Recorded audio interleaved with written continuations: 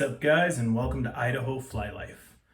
So today we're going to be tying this fly that I've got here, and this is the wire poison tongue, and this is a Charlie Craven pattern.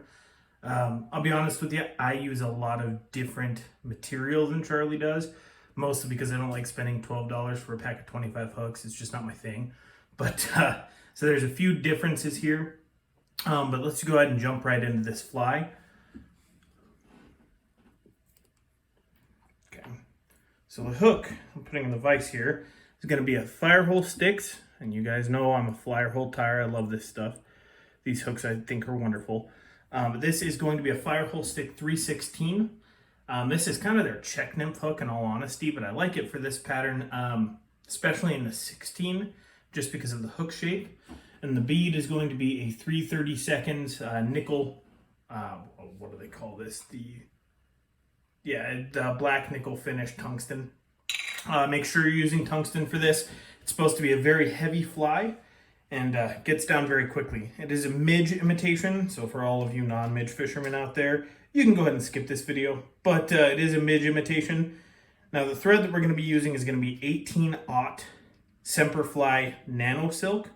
I'm using the 18/aught because it's ridiculously strong for what it is.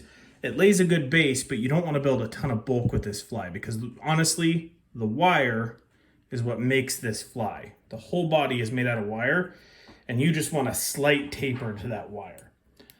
So go ahead and start the thread right behind the bead and then cut off that tag end. And then we're going to wrap one time all the way back. And realistically, this is just to give something for the wire to sit on. Now I like to go back just a hair past where the hook barb would be, so you can see that there. The hook barb is, I don't know, maybe 1/8 of an inch, 1/16 of an inch in front of that. And then we're gonna do touching wraps back, okay? And we're gonna go all the way back to the back of the bead, touching wraps. Now I know this 18/aught is pretty hard to see, but I don't know, it's just the thread that I like. We're going to come about halfway back, and this is just making the taper. It's a very gentle taper. This thread is very thin. And then we'll come back forward, and then we'll go half again, and then back forward. And then I'm going to build up right behind the bead. And I'm going to actually build a decent taper up right behind the bead. It's a lot of thread work with this thin thread, but you'll thank yourself when you're done and you have a nice skinny fly. Versus something a little bit bulkier, like if you say used UTC 70. I'm not saying it can't be done. I'm just saying I don't do it that way. Okay, this is pretty simple. I have two colors of wire here. So one of them is chartreuse and one of them is blue. They're both small size. I actually kind of recommend offsetting these and having one be small, one be brassy. But that's okay. We're going to use what I've got on hand right now because this is the fly that I really wanted to show you. So the best thing that you can do for consistency on this fly is to get the wire lined up very well. And then we're going to tie that wire in at about, what would that be, the quarter mark, and then pull it down and secure the front of the wire behind the bead. And you want to really, you see how much this fly is moving? You really want to reef on this thread while you're doing it. There's a reason for it. When I make my first wrap here, which is going to be the standard direction for wrapping your wire, if you don't have that really secure, it will pull out. Now, to make it easier on myself right now, I'm going to use the rotary feature on my vise. And I don't do a whole lot of half hitches, so I'm actually just going to come in here and do a 2-turn whip finish right behind the bead. But go ahead and we're going to wrap this wire around this hook. All right. And you want that wire, you'll see here really close, you want that wire to fall right next to each other so you can see both pieces of wire as you're wrapping. Oh, and that chartreuse wire pulled out. Told you really got to reef on that wire. So we're going to retie that in. I'm not going to even worry about editing out that mistake. It happens to all of us. Same deal. Come in here, tie it in tight. And I'm actually gonna just make sure that it works this time, I'm gonna bend her over. Okay, same process. Go ahead and give it a 2-turn whip finish here. And then use the rotary on my vise. Pull them straight up. Make sure they're on the same side of the hook. Would be appropriate here. And go ahead and start turning that vise. Just like so. You're going to be avoiding that hook point all the way back. And there's a reason I wasn't worried about retying that in.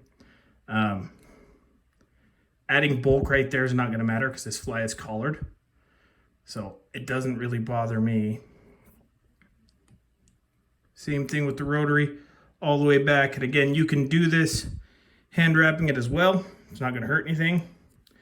When you get to the end here, this is pretty simple.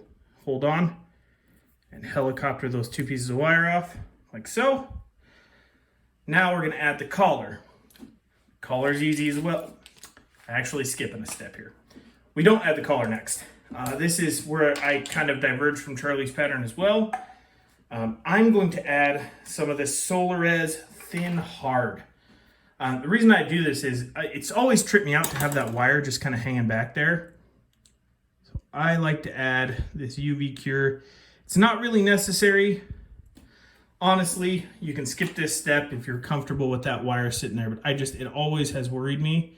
So I'm gonna go ahead and put this UV cure right on top of the wire wraps, get it all the way to the back, and then the underside coated as well. And again, I don't think it really changes the way this fly fishes. I really just think I put it there anyway for durability. So now we're gonna give it a little quick cook. We'll do 2 seconds. 1, 2, and then come back to it and give it another 10 to 15 seconds. I love this Solarez Clear Cure. It is my favorite, and I've used the loon.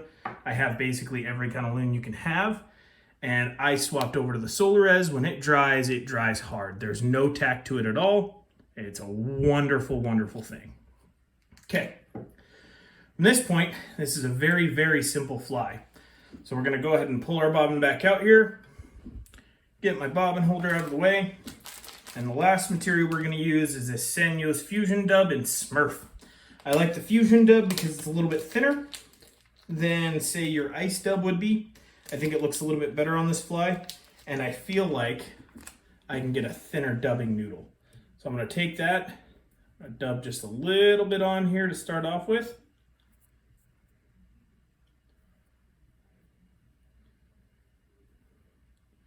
And I know I'll need just a hair more than that. And I like the Smurf, and the Smurf has worked for me. And I'll tell you what, my daughter actually, my 3-year-old, picked this dubbing out at the store. And this is what I used it for. I like it on this fly. It seems to attract fish. So that's what we're going with. Okay, so as far as dubbing this guy goes, I will come back through and trim out some of this dub. But keep this really, really tight. This dubbing noodle, and I'm going to work backwards, forwards, right behind the bead. Get to behind the bead. This is simple. I said simple, simple, simple. 3-turn whip finish. 1, 2, 3. Up, back, and cut out your Nano silk. Okay. End of this fly is just to clean it up. All right. So I'll come in here, and I'm just going to clean up some of this dub.